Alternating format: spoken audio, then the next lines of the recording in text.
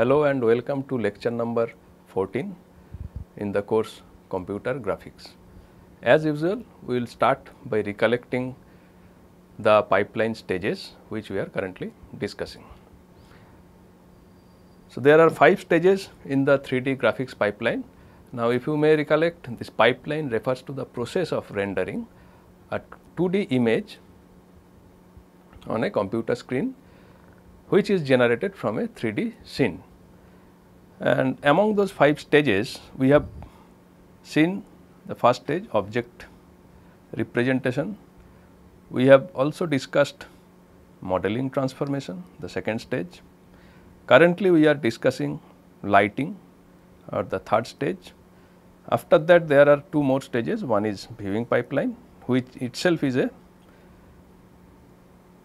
series of 5 sub stages, and then finally scan conversion or rendering, which is the last stage.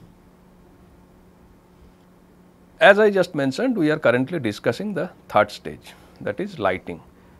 So, the idea is that we want to assign colors to the points that are on the surface of the objects that are there in a scene. The assignment of colors to the surface points is the responsibility of the third stage, that is called the lighting stage. If you may recollect, in the previous lecture we discussed the basic concepts that are there behind this coloring of surface points. First thing is lighting, that is the light that comes after getting reflected from the point of interest to our eye. That light determines the perception of color, and this process of perceiving color by receiving the reflected light from the point of interest is called lighting. And we discussed that this lighting can be computed with the help of a simple lighting model. Today, we are going to talk about that simple lighting model. When we are referring a lighting model to be simple, that means we are trying to simplify certain things. Now, if you may recollect, lighting model refers to the modeling of the process of lighting. Now, that is clearly an optical process, and when we are using the term simple to refer to a lighting model, we are essentially referring to the fact that many optical phenomena that happens in practice will be ignored.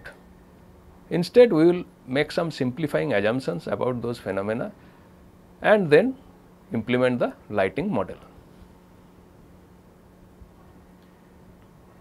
So, in order to discuss the lighting model, we will start with the basic idea, that is, we use the lighting models to compute colors at the surface points. So, essentially the job of the lighting model is to enable us to compute colors at the points of interest.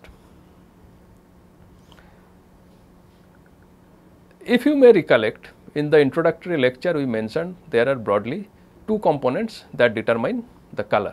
One is light source, other one is surface properties.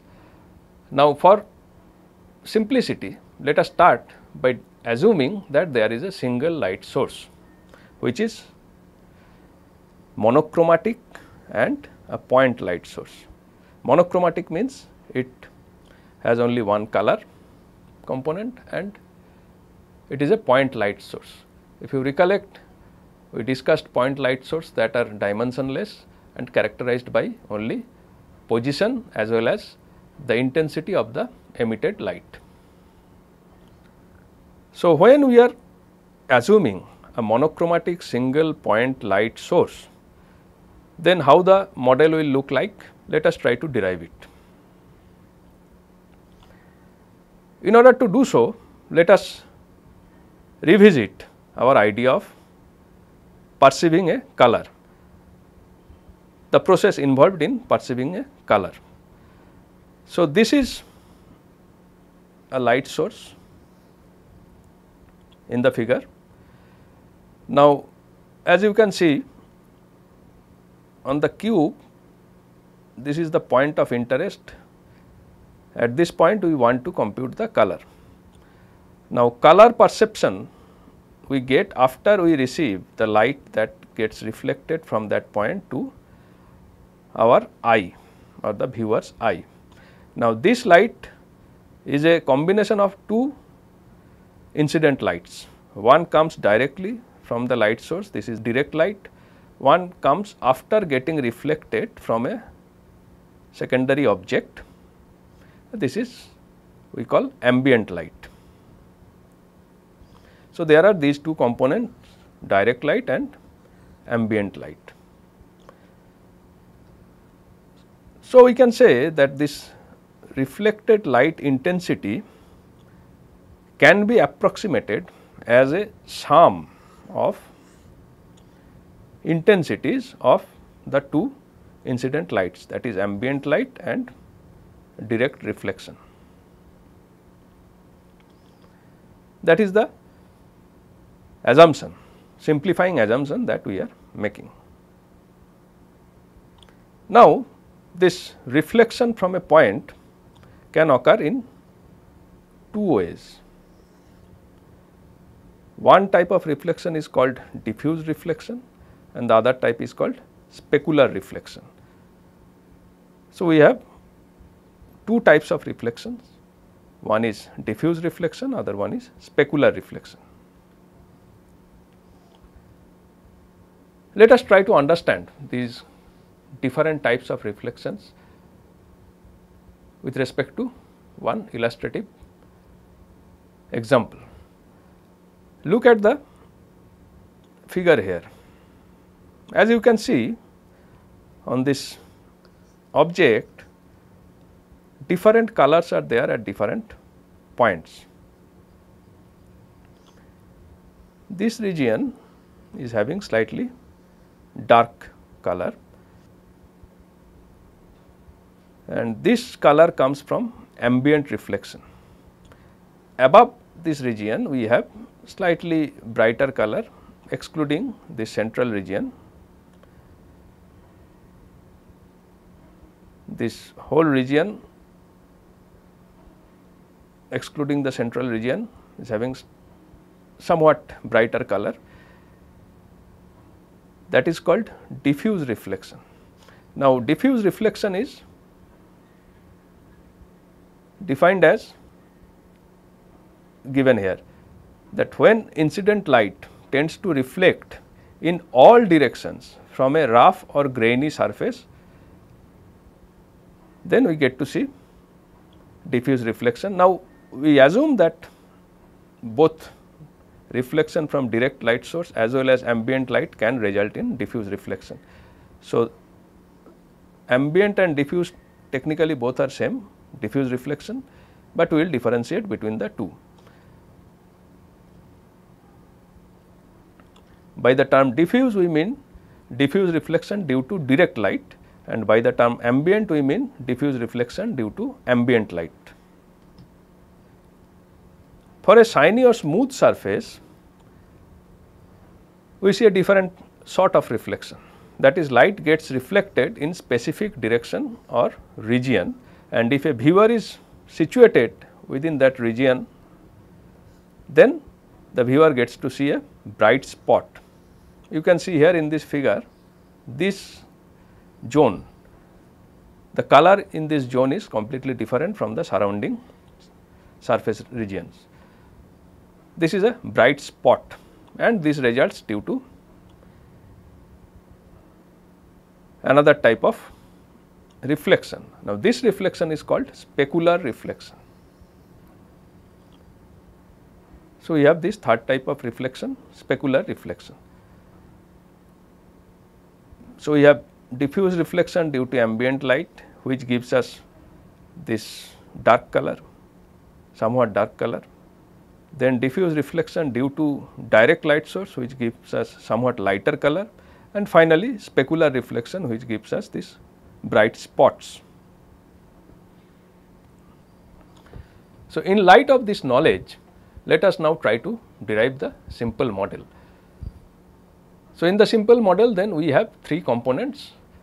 One component is due to the diffuse reflection of ambient light, one component is due to the diffuse reflection of direct light, and the third component is due to the specular reflection of direct light, that is incident at that point.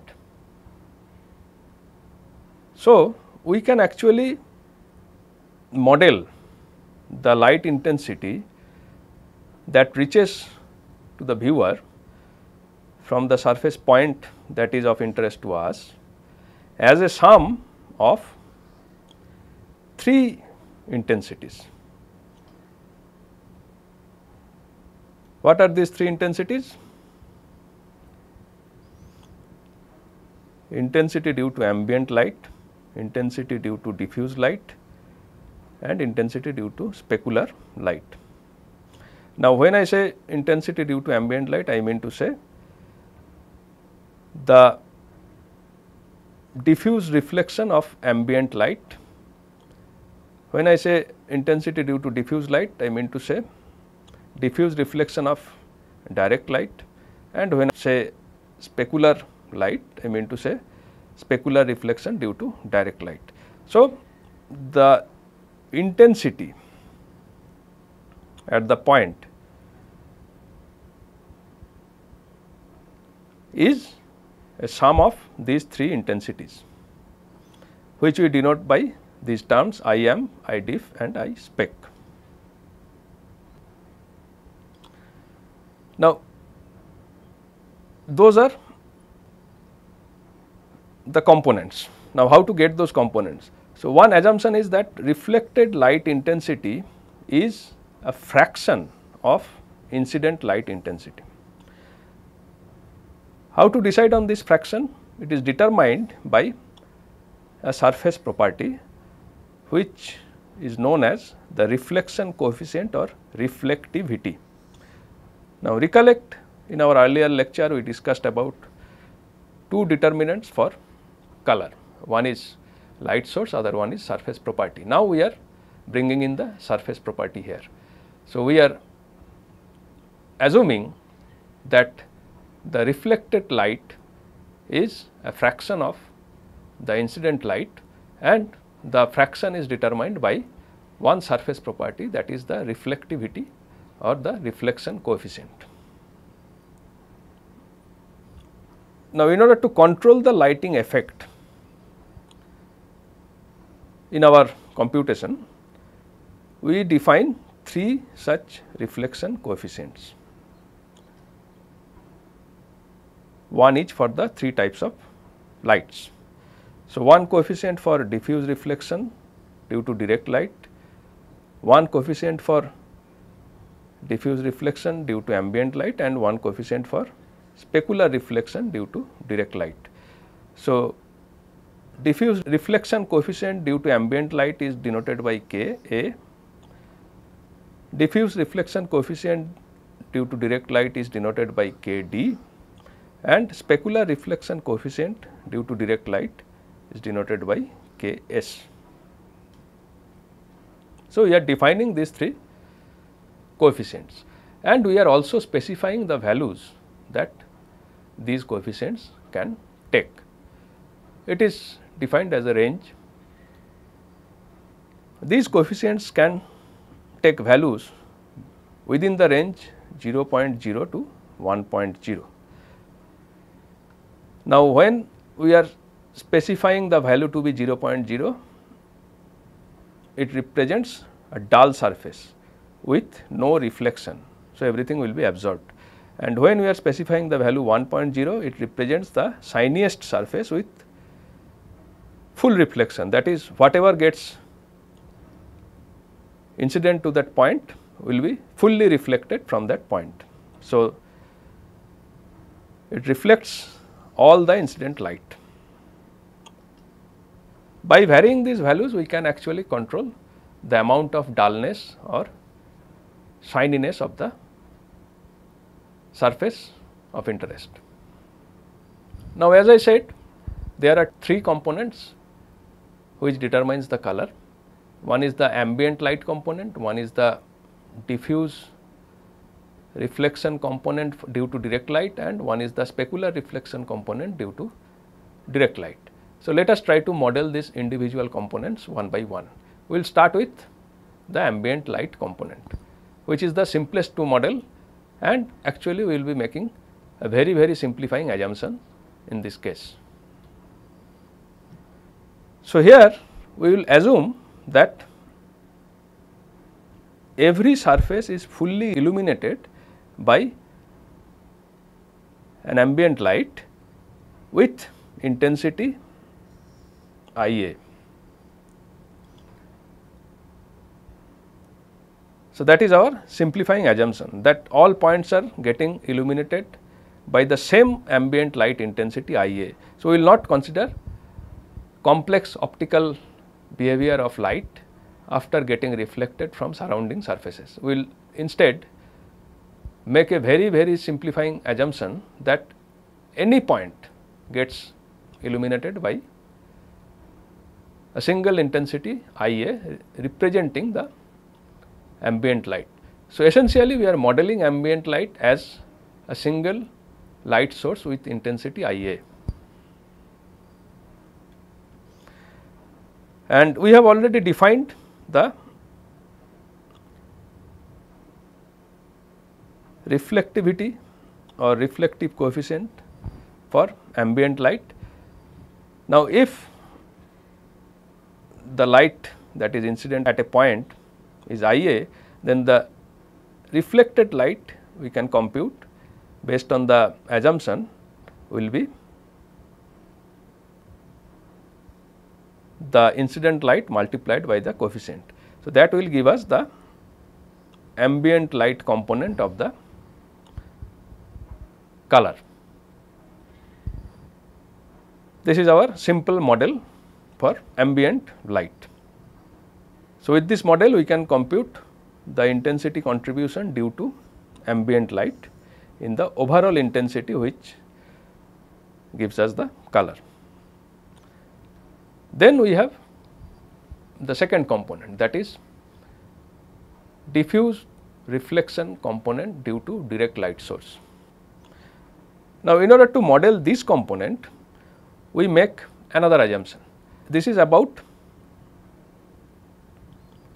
how the surface reflects the incident light.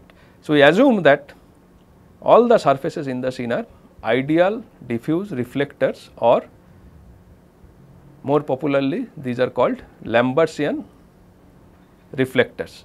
Now, this follows the Lambert's cosine law. So, all the surfaces follow this law, which states that energy reflected by a small portion of a surface from a light source in a given direction is proportional to the cosine of the angle between the direction and the surface normal.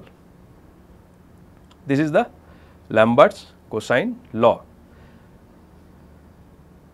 Now, as per this law, what we can infer?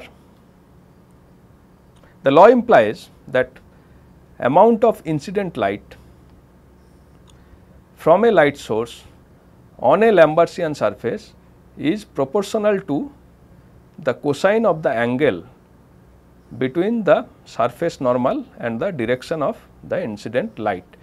Now, if we assume that this is the point of interest in the right hand figure, then this law, the Lambert's cosine law, indicates that the amount of incident light from a light source on a Lambertian surface is proportional to the cosine of the angle between the surface normal and the direction of the incident light. Now, this angle is called angle of incidence. Based on this, let us assume a direct light source with intensity IS. and the angle of incidence at the point is denoted by theta. Then we can say that amount of light incident at that point according to the Lambert's law is Is cos theta, as we have just seen as per the law. Now, if that is the incident light, we also know that a fraction of this light is reflected and reaches the viewer's eye, and that fraction is determined by the diffuse reflectivity or the diffuse reflection coefficient for direct light, which we are denoting by Kd. So, then the amount of light that gets reflected can be modeled with this expression, and this will be the contribution of the diffuse reflection due to direct light to the overall intensity. This will be our expression to compute the diffuse reflection component to the overall intensity value. Now, we can represent the same expression in different way. Let us assume L and N denotes the unit direction vector to the light source from the point and the unit surface normal vector respectively. So, L denotes the unit direction vector to the light source from the point of interest, and N denotes the surface normal vector at that point. Then the same expression we can rewrite in this way, because we know that we can represent cos theta as a vector dot product in terms of the two unit vectors n dot L. So, if n dot L is greater than 0, then we have the diffuse reflection component denoted by this expression, and if it is less than equal to 0, then it is 0. This is another way of writing the same expression, and we will follow this expression or this representation. So, we have modeled the two components, and the third component is the one that is remaining, which is modeling specular reflection component. Now, this component we will model with some empirical derivation, which we will see later, and this empirically derived model was proposed by Bui Tuong Fong way back in 1973, and we shall use that model, which is also known as Fong specular reflection model. So, we will be using this model in our simple lighting model. So, what this model tells us? The assumption is specular reflection intensity is proportional to cosine of the angle between viewing and specular reflection vector raised to a power. That is the empirically derived law, so to say. So, in this Fong model, empirically it has been found that we can model specular reflection intensity as proportional to the cosine of the angle between the viewing and the specular reflection vectors raised to a power. Now, V is the viewing vector and if r is the specular reflection vector and the angle between them is phi as shown here, then according to this empirically derived formula, we can say specular reflection component is proportional to this expression, where phi is defined within this range 0 degree and 90 degree. Now, the term Ns, which is the power, is called specular reflection exponent, and by using this exponent judiciously, we can generate different effects, and by varying the value, of course. If the value is larger, greater than 100, then it can generate shiny surface effect. If the value is close to 1, it generates rough surface effect. Like in case of diffuse reflection, in case of specular reflection also, we can have vector representation of the same expression. First, let us see the actual expression to compute specular reflection component. Now, as we have said, this component is the amount of incident light, Kd is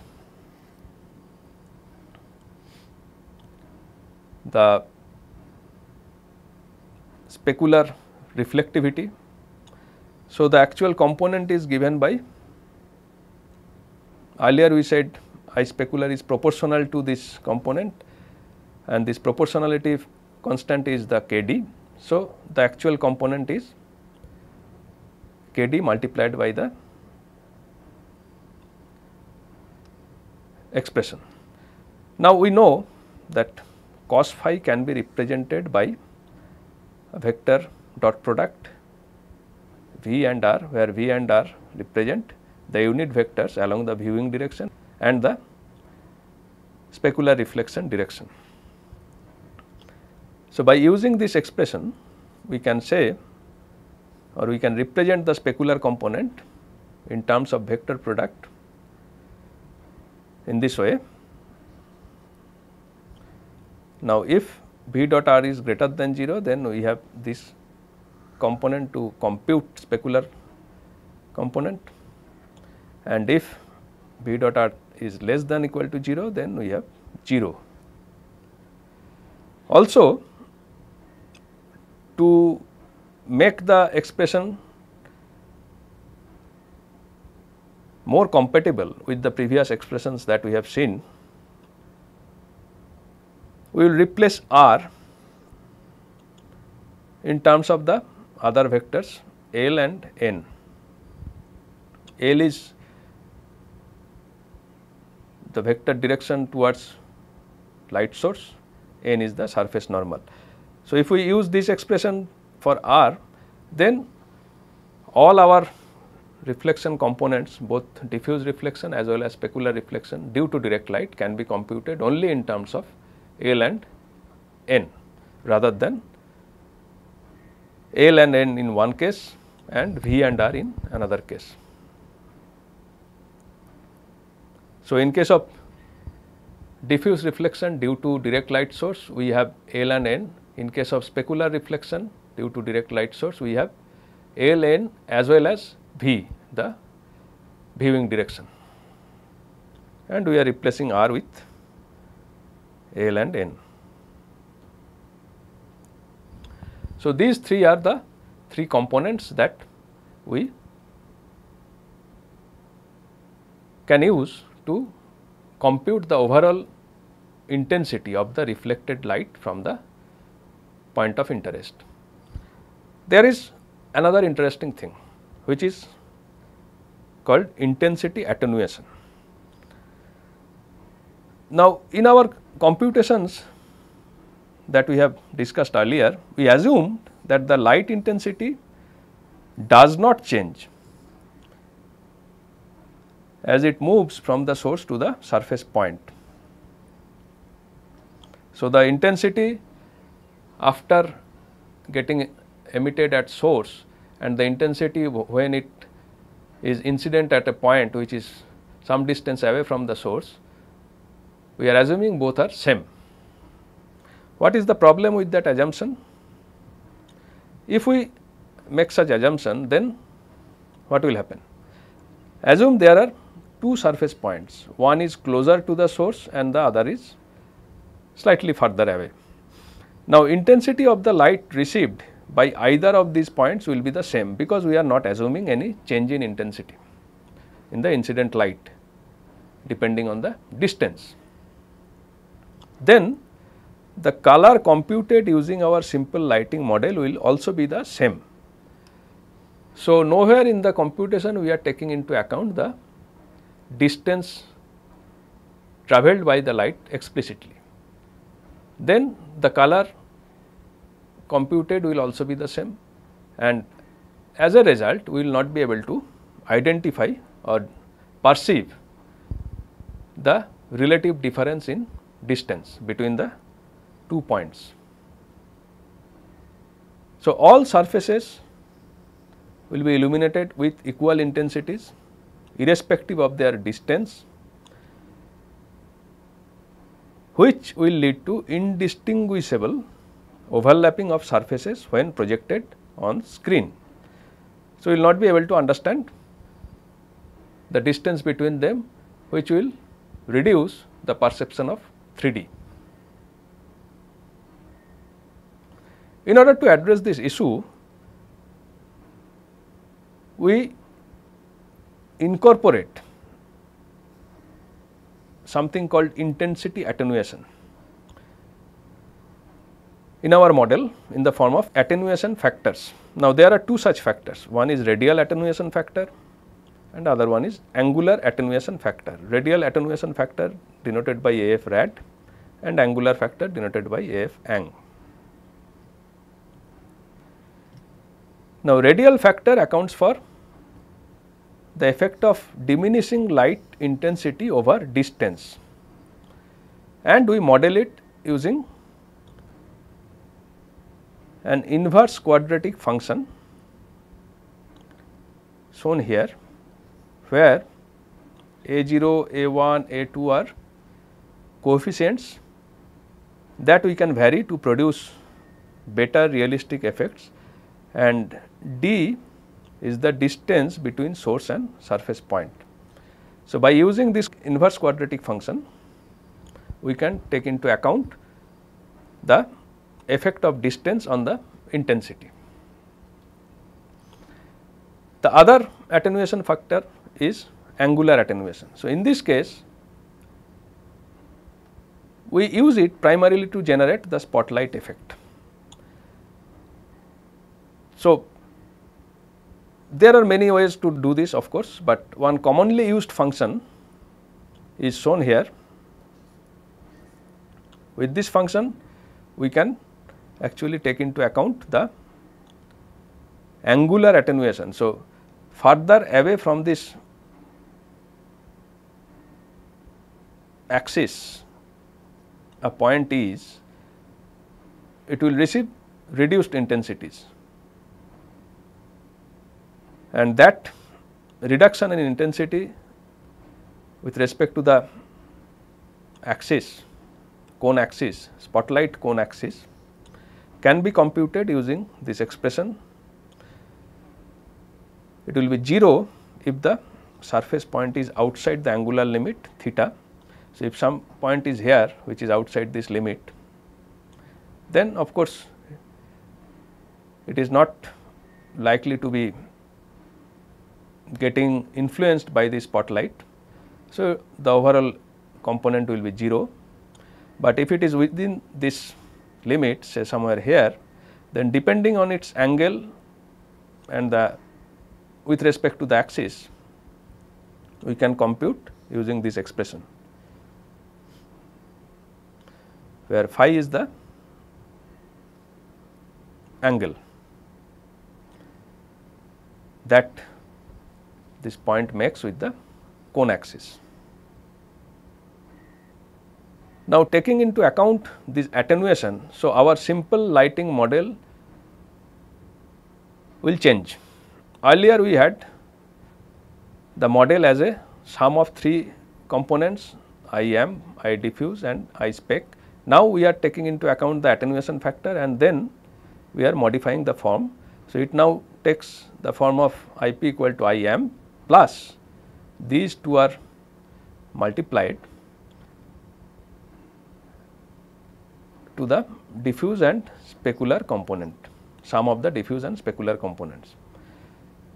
So, AF rad denotes the attenuation factor, radial attenuation factor, and AF ang denotes the angular attenuation factor. Now, if these values are set to 1, then of course, as you can see, we are eliminating the attenuation effect, and some value other than 1 will include the effect. So, that is all about monochromatic point light source. Now, let us assume colored source. What will happen in that case?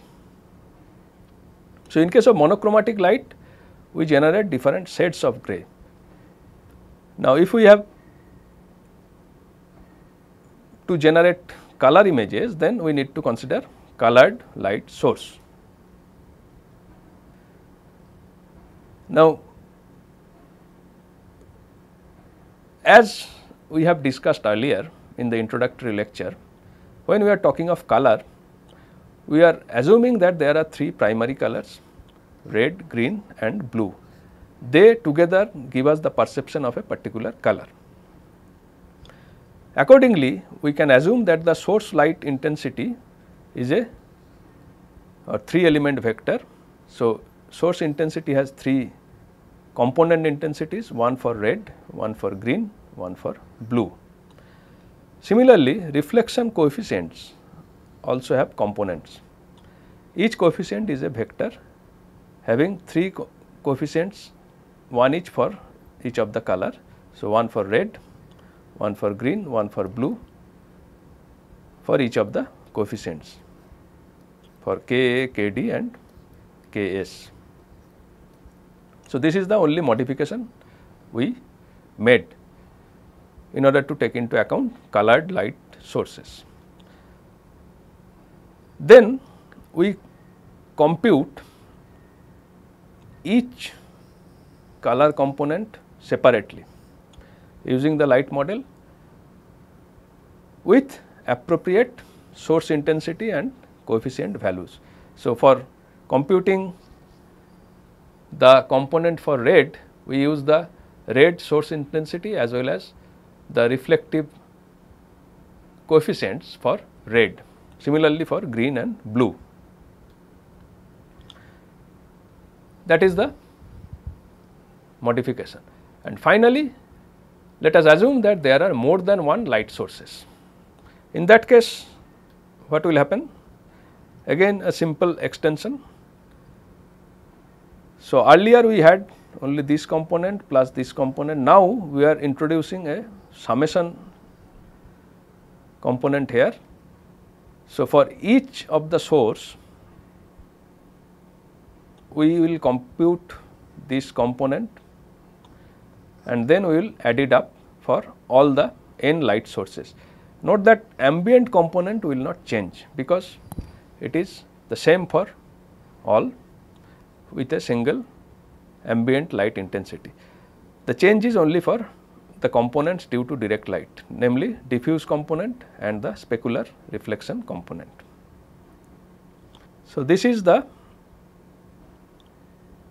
overall simple lighting model in general for multiple sources, and if we want to have color, then we will simply have IPR, IPG and IPB for red, green, blue, where these coefficients for ambient light as well as diffuse reflection coefficients will be chosen according to the specific color component. So, we will have 3 separate values giving us a 3 element output. So, that is in summary our overall simple lighting model. So, to summarize, we have discussed a simple model assuming that there is one point light source. Initially we assumed monochromatic, then we assumed that there are colored light sources, and initially we assumed single light source, then we assumed that there are multiple light sources, but in all the cases we assumed that it is a point light source. So, a dimensionless light source characterized by only position and intensity. Another thing that you should note here is that the simplifying assumptions we made. So, to compute ambient light, we assumed that there is a single ambient light intensity, which is not true in practice. To compute diffused light component due to direct light, we assumed that Lambertian surfaces are there, which again need not be true in practice. And to compute specular component, we assumed an empirically derived model, the Phong specular model, which does not reflect the actual optical behavior. But in spite of these assumptions, whatever we get gives us a working solution to our problem of computing color, which works in practice. So, although it does not reflect the actual optical behavior, it gives us a working solution. And due to these many simplifying assumptions, we are calling it simple lighting model. In order to discuss this simple lighting model, we left out many important topics which actually are designed to take into account the actual optical behavior, which in turn gives us even better, much better realistic effects, which is expected, but at the cost of heavily increased computation. To know more about such models, you may refer to the material that will be mentioned in the next slide. So, with this we conclude our discussion on the simple lighting model. As I said, to learn more about this, you may refer to this book, refer to chapter 4, section 4.2 to learn in more details the topics that I have discussed today, and also you may refer to the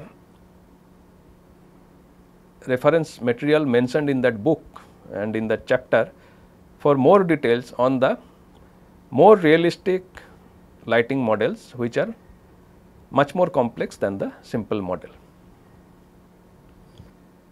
So, with this I conclude today's lecture. Thank you.